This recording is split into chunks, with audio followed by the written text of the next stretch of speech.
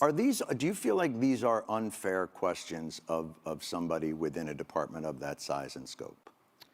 Do you feel that it's somewhat unfair? You have a particular thing you really want to talk about, and you're asking me other questions. But I don't think it's unfair to ask me about the audit. It's absolutely the case that the United States military should be able to pass an audit, and we've got to be on that pathway to get there. But don't you think that does speak to the larger point that we're trying to get at, which is good journalism uncovers corruption? And okay, I mean, good journalism does uncover corruption, but I'm not sure these two things are linked. An audit is not. But they are.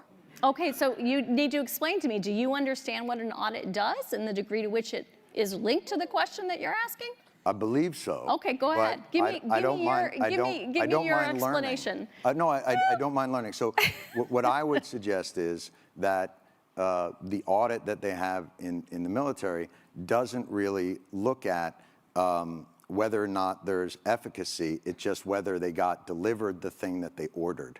And that is any audit. That is any audit. That is true. But generally, those audits aren't $400 billion for Raytheon and $1.7 trillion for a plane that doesn't seem to be doing. Like, there is a lot of waste, fraud, and abuse within a system. Audits and waste, fraud, and abuse are not the same thing. So let's decompose these pieces for a moment. Please educate me on sure. What so an audit is exactly what you just described, yes. which is, do I know what was delivered to which place? Right. The ability to pass an audit, or the fact that the DoD has not passed an audit, is not suggestive of waste, fraud, and abuse.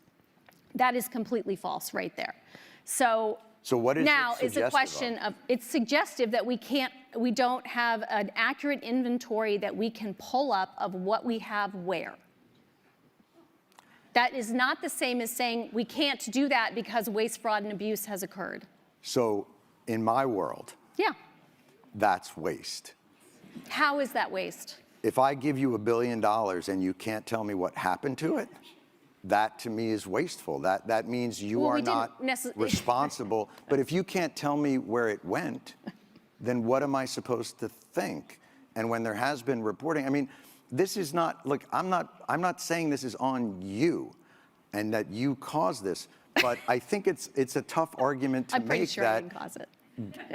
an $850 billion budget to an organization that can't pass an audit and tell you where that money went.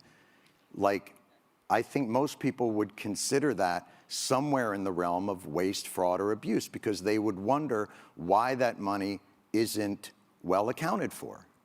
And especially when they see food insecurity on military bases, and they see... You want to talk about that? Because that's a good... We should be talking... I mean, well, I'm trying to understand where you're trying to go, other than the dollars, which really bother you.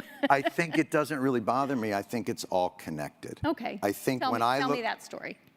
Tell me how you're thinking about that. When I see a State Department get a certain amount of money and a military budget be 10 times that, and I see a struggle within government to get people like more basic services, and then that department that got that, I mean, we got out of 20 years of war and the Pentagon got a $50 billion raise.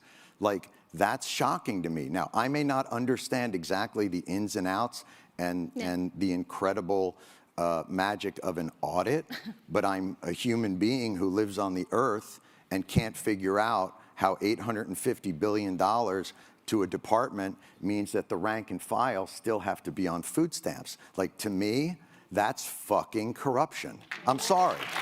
And if that blows your mind, and if you think like that's like a crazy agenda for me to have, I really think that that's institutional thinking, and that it's not looking at the day-to-day reality of the people that you call the greatest fighting force in the world. So I get back to this idea of like, I'm not looking to pick a fight with you, but I am surprised at that the reaction to these questions are, you don't know what an audit is, bucko. Like, that's just weird to me. Okay, on food insecurity, major priority for us. A lot of funds are going toward that. The biggest issues we have found, first of all, we have significantly increased funding on food insecurity. And we do think we are getting much better on that. We believe some of the challenges we face are not what you often think of as, food insecurity as hunger. They're really around, do we have food available? For instance, as people come on and off shifts, is it healthy food?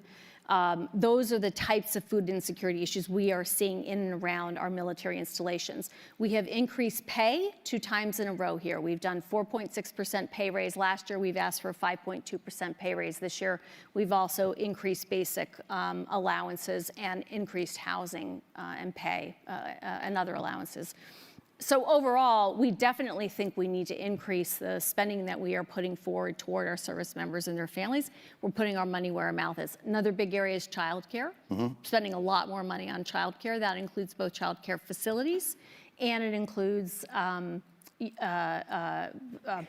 benefit that allows folks to go out on the economy to get childcare and have that subsidized by the government. Those are all examples of ways we're trying to put money forward for our service members and their families.